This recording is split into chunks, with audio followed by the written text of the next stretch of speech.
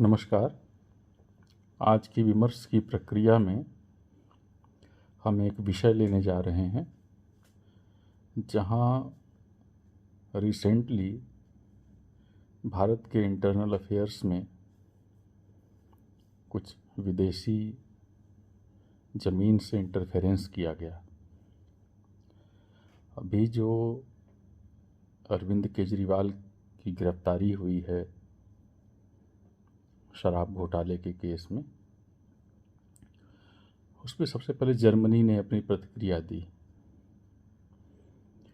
कि भारत एक लोकतांत्रिक देश है और अरविंद केजरीवाल को अपना पक्ष रखने का मौका मिलना चाहिए।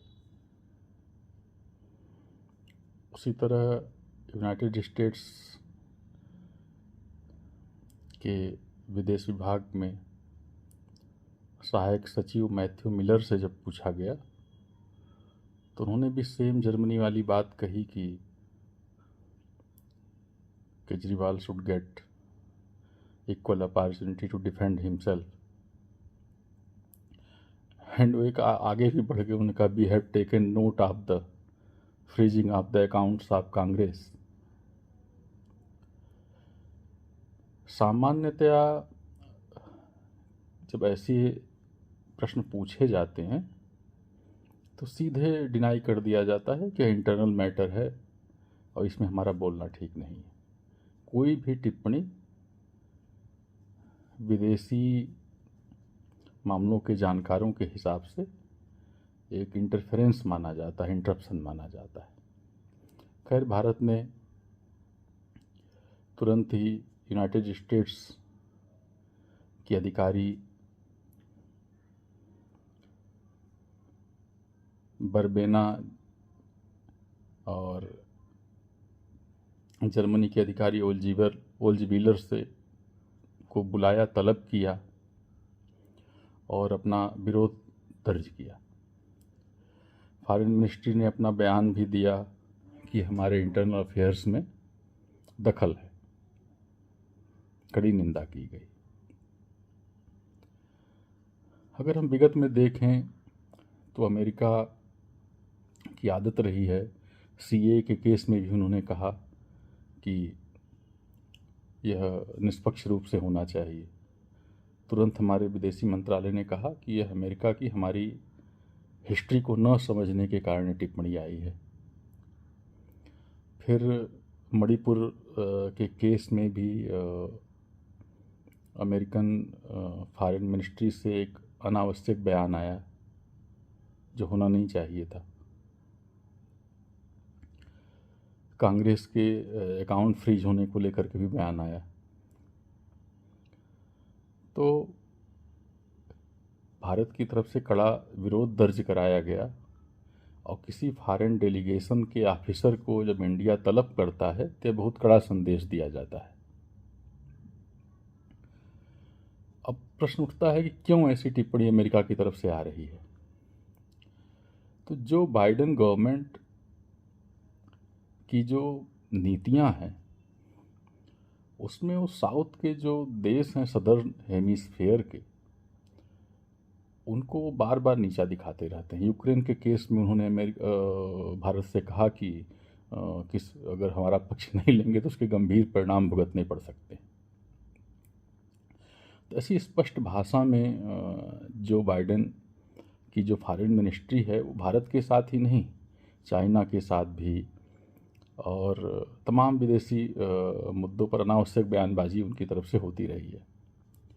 जो ट्रंप गवर्नमेंट है, ट्रंप जो फिर से चुनाव मैदान में है, उन्होंने कैलिफोर्निया की मीटिंग में बात उठाई भी थी कि अमेरिका अनावश्यक रूप से अपने एलाइज को नाराज़ कर रहा है।